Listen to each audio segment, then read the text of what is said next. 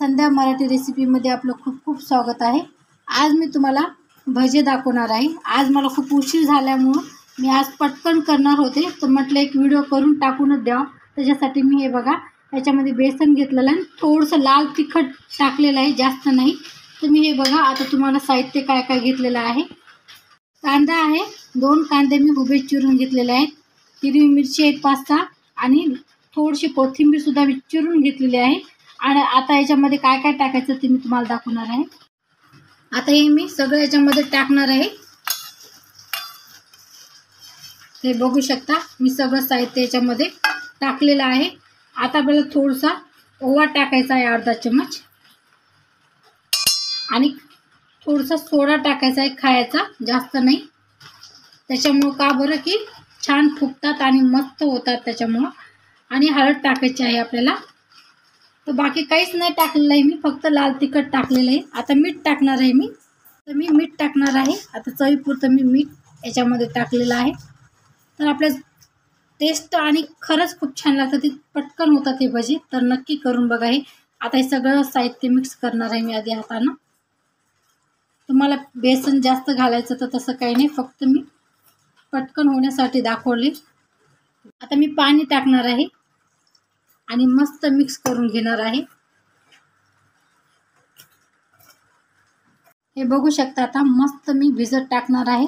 जास्त पाणी सुद्धा नाही घालायचं, काही नाही। थोडंसं आता आपल्याला 10-15 मिनिटाला छान मुरू द्यायचं आहे, मग याची चव छान लागते। तर आता मी मस्त मुरण्यासाठी ठेवणार आहे। 15 मिनिटं छान मुरू दिलेलं आहे मी। आता हे बघा मिक्स करायचं छान। हे बघा आता व्यवस्थित झालेलं आहे आपलं हे। कढईमध्ये मी तेल टाकलेलं आहे गरम करायला। तर आता आपण बघू गरम झालेलं आहे का तेल। तर मी थोडंसं किंचित टाकून बघणार आहे। तर हे बघू शकता मस्त झालेलं आहे तेल। आता मी भजी कशी दाखवणार आहे बघा। आता हे बघू शकता आपल्याला असा हात घ्यायचा आहे आणि मस्त एवढे छान टाकायचे आहेत। आता हे बघू शकता, आणि छोटे छोटे भजी आपल्याला याच्यात टाकायचे आहेत। तर किती छान चव लागते याची, त्याच्यामुळे खूप छोटे छोटे तुम्ही टाका, याची कुरकुरीत आणि व्यवस्थित होतात। आपण तर नेहमी मोठेच भजे करतो, तर हे अशा पद्धतीने तुम्ही नक्की करून बघा। खूप खूप खूप टेस्ट लागते याची। हे बघा मस्त आपल्याला फक्त स्लो मध्ये असं व्यवस्थित करायचं आहे, बाकी काही नाही। आता फुल थोडासा गॅस मी वाढवलेला आहे। बघू शकता आता मस्त आपल्याला परतून घ्यायचं आहे छान। हे बघा मी किती छोटे छोटे टाकले, तरी पण तुम्ही बघू शकता किती छान झालेले आहेत। या पद्धतीने छान भजी आपल्याला करून घ्यायचे आहेत आणि चव पण खूप छान लागते पूर्ण। हे बघा आपले भजी किती छान झालेले आहेत आणि व्यवस्थित झालेले आहेत। किती छोटे छोटे टाकले तरी पण मस्त झालेले आहेत ना।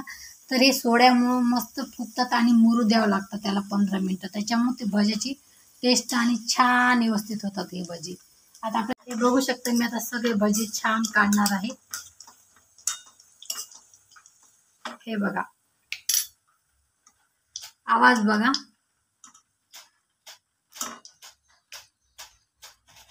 खूप खूप खूप टेस्ट लागतात, खायला सुद्धा टेस्टी। नक्की असे भजे करा आणि खूप छान लागतात। आवडलं तर लाईक शेअर कमेंट नक्की करा।